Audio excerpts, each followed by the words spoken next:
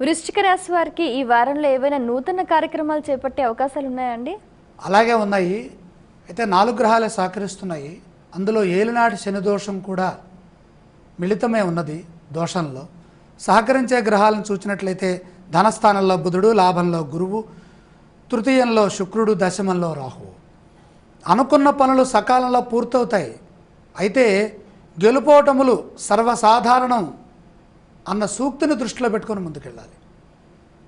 ఇక్కడ జన్మరాశి నుండి 2వ రాశిలోకి ప్రవేశించబోతున్నటువంటి కాలం సమీపిస్తోంది. శని దోషంలో జన్మరాశిలో చివరి భాగానికి వచ్చారు శని. ఇలాంటి సమయంలో ఒడిదుడుకులకి అవకాశం ఉంటుంది. కాబట్టి ఏది గెలుపు ఏది ఓటమి దీన్ని దృష్టిలో పెట్టుకుంటూ మనం చక్కగా ముందుకు వెళ్ళాలి. ధర్మచింతన మిమ్మల్ని కార్యోన్ముఖులను చేస్తుంది. ధైర్యంగా ముందుకు సాగండి. పరిస్థితులు క్రమంగా చక్కబడతాయి. పరిస్థితులని అంచనా వేస్తూ తదనుగుణంగా నిర్ణయాలు తీసుకోవాలి. సంపద పెరిగే అవకాశాలు కూడా లేకపోలేదు.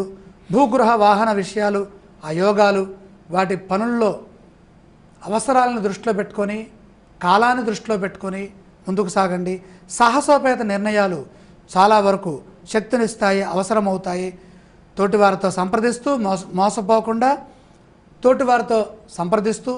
మోసపోకుండా సమిష్టిగా చక్కగా స్పష్టంగా నిర్ణయాలు తీసుకుంటూ ముందుకు సాగండి. పనిచేయండి.